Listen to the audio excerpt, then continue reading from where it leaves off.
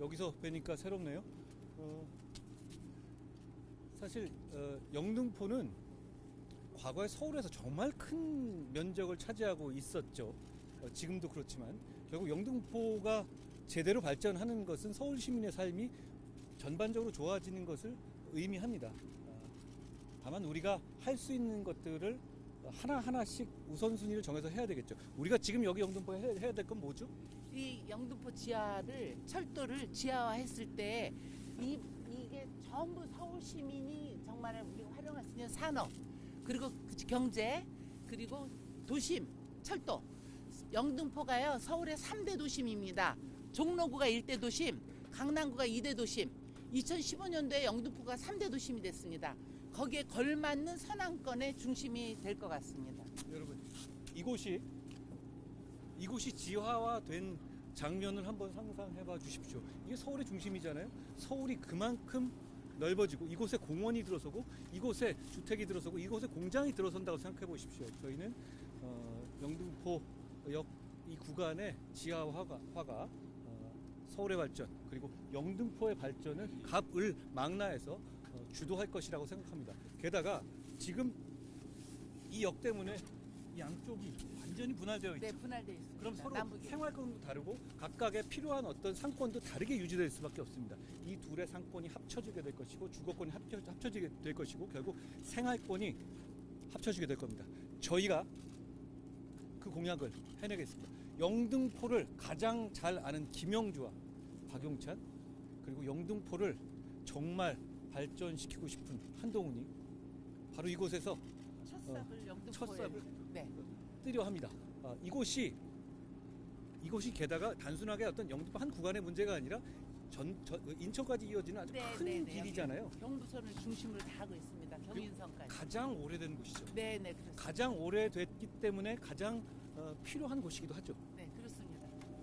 이곳의 시민들이 다 이걸 원하죠. 을구도 되고 동작도 되고 다 됩니다. 예, 우리 박영찬 후보께서도 이 모든 지역에서 이 지하화가 됐었을 때 얻을 수 있는 효과를 많이 기대하고 계시죠? 예, 딱 그렇습니다. 얼마 전에 이재명 대표가 한 일주일 전쯤에 여기에 왔었죠? 네, 여기 와서 한바다 욕만 쏟아놓고 갔는데요. 그것 가지고 영등포 시민의 삶을 개선시킬 수 없습니다.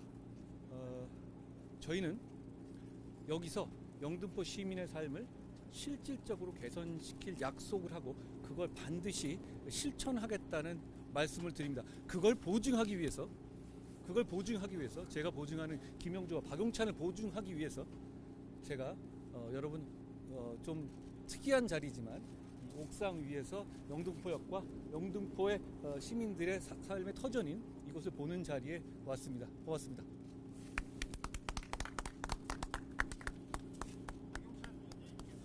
예. 두 분께서 좋은 말씀 해주셨고요. 영등포가 인구 100만을 자랑하던 수도 서울의 핵심 중에 핵심 도심이었습니다.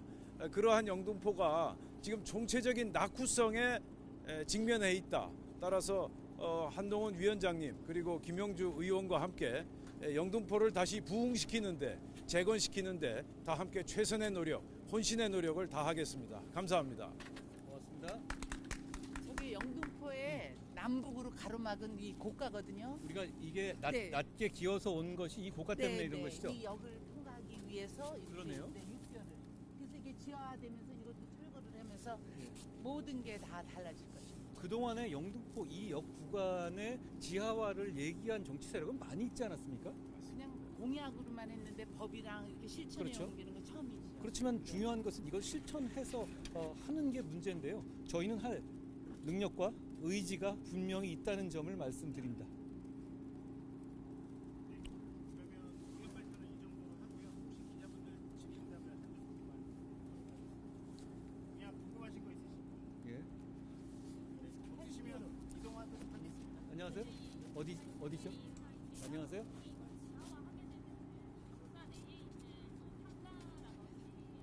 다 시야로 들어가죠. 그게요. 지금 영등포역이 사실은 여기가 한강변의 모래밭입니다. 그래서 이 롯데 백화점이 들어설 때 세기둥이 어마하게 들어가 있습니다. 그런 불안정한 이런 것도 다 없어질 거고 여기 원래 인천에서 오면서 인천, 부천, 영등포 선안권의 중심인데 이 영등포역 위 지상에 이게 한계가 있기 때문에 호남선의 출발점도 용산으로 가게 된 겁니다. 그래서 이 지상에 이 모든 시설은 지상에 이제 기차열이 다 들어설 거고요. 지하에 그 정말 그 새로운 대한민국의 철도 역사를 만드는 게 지하에 들어서는 겁니다. 결국 여기에 보시는 그 상인들이라든가 이런 분들도 결국 그쪽에서 새로 뭐를 형성할 수 있지 않겠습니까? 네, 이 지상을 활용하는 거죠. 예.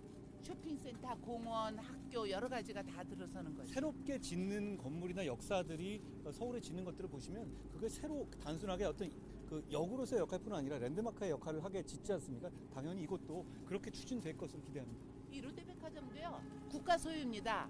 그래서 매 한 10년 주기로 계약을 다시 하고 돈을 내고 그렇게 국가가 사용하기 때문에 이게 지하화가 돼서 이 철도가 다 들어가면 그것도 지상에 다시 그게 그때 아마 논의될 수 있을 것입니다. 그런 면에서 어떻게 국가 소유이기 때문에 네. 이런 재배치라든가 이런 것에도 얼마든지 평소 다른 곳보다는 훨씬 더 그 좀 용이한 면이 있을 수 있겠네요. 네, 그렇습니다. 그 영등포역 연합역 안녕하세요. 영등포역의 경우에는 이제 이전까지 그 지하화 공략을 해왔던 다른 역과 다른 KTX역이 지나가다 보니까 훨씬 더 규모가 커질 텐데. 그렇습니다. 그럼요. 충분합니다. 그러니까 가능. 이게 이 여기 영등포 자체 부지가 워낙 있고요. 결국 의지의 문제고 필요성의 문제인데요. 결국 필요성의 문제라고 생각합니다. 이 어떤 한 구간을 저희가 선택해서 추진할 경우에 핵심적인 문제는 과연 그런 식의 큰 대공사를 통해서 얻을 수 있는 효용이 충분한가의 문제인데요. 여러분 직접 한번 보시지만 이것이 굉장히 낙후되어 있거든요. 결국 이 문제, 여기 그동안에 이 지역을 100년 넘게 발전시키는 굉장히 고마운 존재긴 했지만 세상이 많이 바뀌었고 그렇다면 이 지역의 지금은 수원도 마찬가지로 그렇더라고요. 결국은 이런 이 기차역과 철로가 도심을 관통함으로써 이 끼치고 있는 어떤 해악이 되게 커졌거든요. 지금 현대 도시에서. 그렇다면 서울 중심에서 핵심적인 이 영등포에서 그 문제를 해결하기 시작하는 것은 큰 의미가 있을 것이다 라는 생각을 합니다. 그동안 이게 필요하기 때문에 말씀하신 것처럼 다양한 정치 세력들이 약속은 계속 해왔던 겁니다. 다만 저희가 그동안에 있었던 정치 세력들은 대개 지자체장이라든가 또 그 이 지자체 상급 단위 서울시 그리고 구청 그리고 의원 각각의 이 정당이라든가 소속적인 정치 지향점이 다른 경우가 많았어요. 그렇지만 이번의 경우를 보십시오. 저희 총선을 통해서 새로운 선택이 이루어진다면 지금 김영주 의원께서 해오신 이런 철학 그리고 저희가 가지고 있는 집권 여당으로서의 집행력 그리고 저희는 서울시도 저희 함께 운용하고 있는 정당입니다. 그렇기 때문에 저희가 대단히 실효적으로 이 집행력 있게 그동안에 여러 가지 남발됐던 많은 모든 사람이 했던 약속이지만 모든 정치 세력이 했던 약속이지만 우리는 실천할 수 있을 것이라고 저는 생각합니다. 지금 한동훈 위원장님께서 정말 좋은 말씀 하셨는데요. 저희는 말이 아닌 행동으로 보여드리겠습니다. 그리고 구호가 아니라 그리고 현수막이 아니라 저희가 실천으로 보여드리겠다는 말씀 이 자리에서 다시 한번 여러분께 다짐합니다. 지금 그 이 여러 가지 정치 세력들이 보면 지자체가 생긴 이후에 좋은 점도 많지만 지자체 간의 어떤 경제 그리고 다른 당 소속의 의원들이 있는 경우 경제 이런 부분이 좀 피해가 많았잖아요. 어쩔 수 없는 우리가 감수해야 될 부분인데 다만 이 조합이 된다고 생각해 보십시오. 우리는 해낼 수 있지 않겠습니까? 저는 그 점을 강조드리고 싶은 겁니다. 우리가 영등포 구민들의 수건을 해결해 드리겠습니다. 진심을 가지고 영등포 시민들의 삶을 개선시키겠다는 결의와 다짐을 여기서 말씀드립니다. 여러분 박수 한번 쳐주시죠. 안녕하세요. 예. 여기서 보니까 특이하네. 구체적인 타임라인이나 이런 네, 그 타임라인은 제가 말씀드릴게요. 이 경부선 철도 지하화는 정말 대한민국의 큰 명운이 걸릴 만큼 산업이 그리고 건설이 그리고 국민들 삶의 질이 달라지는 문제인데 일단 전체를 한꺼번에 할 수는 없습니다. 지금 우선순위를 정하고 네, 있죠. 우선순위를 정하는데 국토부에서 지금 현재 예정이 되어 있습니다. 올 연말까지 지자체에서 우선순위에 어디부터 구간을 할 것이냐, 그리고 내년내 하반기에 이 구간 착공을 할 예정으로 되어 있습니다. 이게 무슨 그냥 법이 통과됐다고 마구잡이를 하는 게 아니라 그런 의미에서 이 서울의 30%가 이 서남권에 삽니다. 서울의 30%가 서남권에 살기 때문에 서울에서 이제 김포도 서울로 편입한다는 그런 예정이 돼 있지 않습니까? 바로 영등포 옆입니다. 그런 의미에서 보면은 가장 먼저 그리고 교통 중심의 영등포역이 첫 삽을 떼는 게 의미가 있다, 이렇게 말씀드릴 수 있습니다. 좋은 말씀을 해주셨는데요. 우리 국민의힘의 어떤 정책적 약속을 보시면 서로 상당히 연계되어 있습니다. 저희가 경기 서울의 행정구역 레노베이션을 추구하고 있잖아요. 결국은 김포 등등 서울로 편입하고 싶어하는 시민들이 있습니다. 그 시민들을 저희가 원샷법으로 해결하겠다는 말씀을 제가 어제부터 계속 드리고 있는데, 결국은 그렇게 행정구역이 재편돼서 필요한 거는 그 행정구역 재편에 걸맞는 교통격차 해소입니다. 그 부분을 저희는 영등포의 발전과 그런 이 서울로 편입되는 도시들과의 어떤 교통 편의성의 획기적인 이 향상까지도 같이 말씀드리고 있는 겁니다. 그렇기 때문에 실효성이 있다는 것이죠. 어떤 한 구에만, 제가 아까 말씀드린 서울 전체를 말씀드렸잖아요.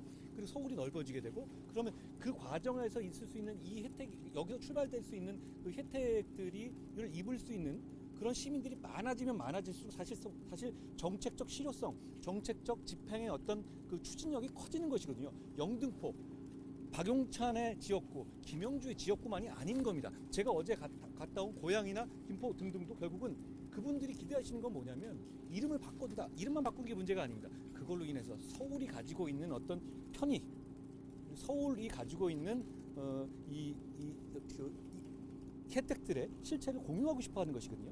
그걸 위한 첫 삽으로서도 큰 의미가 있다고 생각합니다. 여러분 전체를 지도를 놓고 있을 때 이 지역을 보십시오. 이 지역이 딱 서울 한 군데만 지어지는 게 아니라 서로 간에 큰 틀로서 이어지는 벨트라고 할 수, 서남권 벨트라고 할 수 있거든요. 이곳이 다른 곳에 비해서는 상당히 그동안의 투자라든가 발전의 혜택에서 소외된 면이 분명히 있었죠. 그걸 바꾸는 큰 어떤 그 계기가 저는 될 수 있을 거라고 생각합니다.